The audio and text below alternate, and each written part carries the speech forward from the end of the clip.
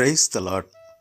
ప్రియ సహోదరి సహోదరులారా, ఈ దినము దేవుడు మన కొరకు ఏర్పాటు చేసిన నేటి వాగ్దానము, మనము వినిన సంగతులను విడిచిపెట్టి కొట్టుకుని పోకుండానట్లు వాటి యందు మరి విశేష జాగ్రత్త కలిగి ఉండవలెను. హెబ్రీయులకు రాసిన పత్రిక 2వ అధ్యాయము 1వ వచనము.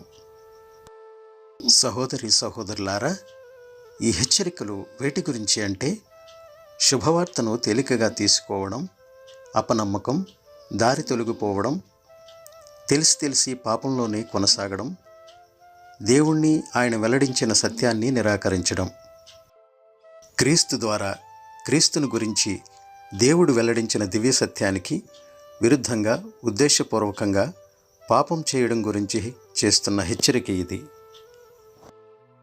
ద్వితీయోపదేశకాండంలో హెచ్చరించినట్లుగా, మీ దేవుడు యెహోవా చెప్పిన మాట మీరు వినకపోతే, ఈరోజు నేను ఆజ్ఞాపించే ఆయన ఆజ్ఞలన్నిటినీ, చట్టాలన్నిటినీ పాటించి వాటి ప్రకారం ప్రవర్తించకుండా ఉంటే ఈ శాపాలన్నీ మీకు తగులుతాయి.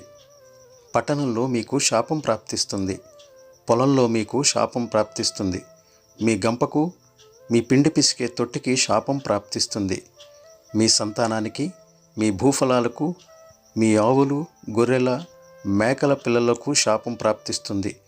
మీరు లోపలికి వచ్చేటప్పుడు శాపం, బయటికి వెళ్ళేటప్పుడు శాపం ప్రాప్తిస్తుంది. తన ప్రజలను శపించాలని దేవునికి ఇష్టం లేదు. శాపాలన్నవి మనిషి చేసే పాపాలు, చూపే అవిధేయత, తిరుగుబాటు మూలంగా కలిగే ఫలితాలు. ఎందుకంటే సత్యాన్ని గురించి తెలుసుకున్న తర్వాత మనం బుద్ధిపూర్వకంగా పాపాలు చేస్తూ ఉంటే ఇక మీదట పాపాల కోసం బలి ఉండదు. అప్పుడు మిగిలినదేమంటే న్యాయమైన తీర్పు. ఇప్పుడు మీరు నా మాట శ్రద్ధగా విని నా ఒడంబడికను ఆచరిస్తే మీరు అన్ని జనాలలో నాకు విశేషమైన సొత్తుగా ఉంటారు. అనుగ్రహింపబడిన ఈ వాగ్దానము నిమిత్తము ప్రార్థన చేసుకుందాం. మహాపరిశుద్ధుడా, మా ప్రియ పరలోకపు తండ్రి, నీవిచ్చిన బహు విలువైన ఈ వాగ్దానమును బట్టి నీకు వేలాది స్తోత్రములు, వందనములు. నీ వాగ్దానము ద్వారా మీరు హెచ్చరించిన రీతిగా తండ్రి, ప్రభు, మేము వినిన సంగతులను మేము విడిచిపెట్టి తండ్రి, మేము దారి త్రప్పిపోయే వరముగా కాకుండా తండ్రి నాయన, పాపభూయిష్టమైన కార్యములలో మేము పాలిభాగస్థులము కాకుండా నీ ధర్మశాస్త్రమునందు మీరు బోధ చేసిన ప్రతి నీతిక్రియను తండ్రి మేము పాటించే వారముగా ఉండుటకు సహాయం దయచేయండి. తండ్రి, మేము పాపాత్ములమై తిరగకుండా తండ్రి నీ యొక్క నీతి బోధ ద్వారా మా జీవితాలను సరిచేసుకుని తండ్రి పరిశుద్ధమైన జీవితాన్ని జీవించగలుగుటకు సహాయం దయచేయండి. ప్రభువా, పాపపంకిలమైన మా జీవితాల కోసం నాయన నీవు నీ కుమారుణ్ణి పంపించి బలియాగం అర్పించి ఉన్నారు.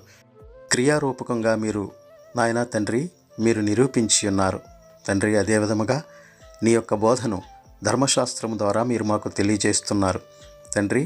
నీ ధర్మశాస్త్రము ద్వారా మేము వినిన సంగతులను విడిచిపెట్టి తిరిగి మేము పాపములోకి పోకుండా తండ్రి నాయన మీరు మా మనస్సులను తండ్రి మీ ఆధీనంలో ఉంచుకునండి తండ్రి. నిగ్రహ శక్తి కలిగి ఈ లోక సంబంధమైన వాటిపై మేము ఆశ పెట్టుకుని వారంగా కాకుండా తండ్రి నీ నీతి బోధలి యందు ఆసక్తి కలిగి శ్రద్ధను వహించి తండ్రి వాటిని పాటించి వారముగా ఉండుటకు సహాయం దయచేయండి.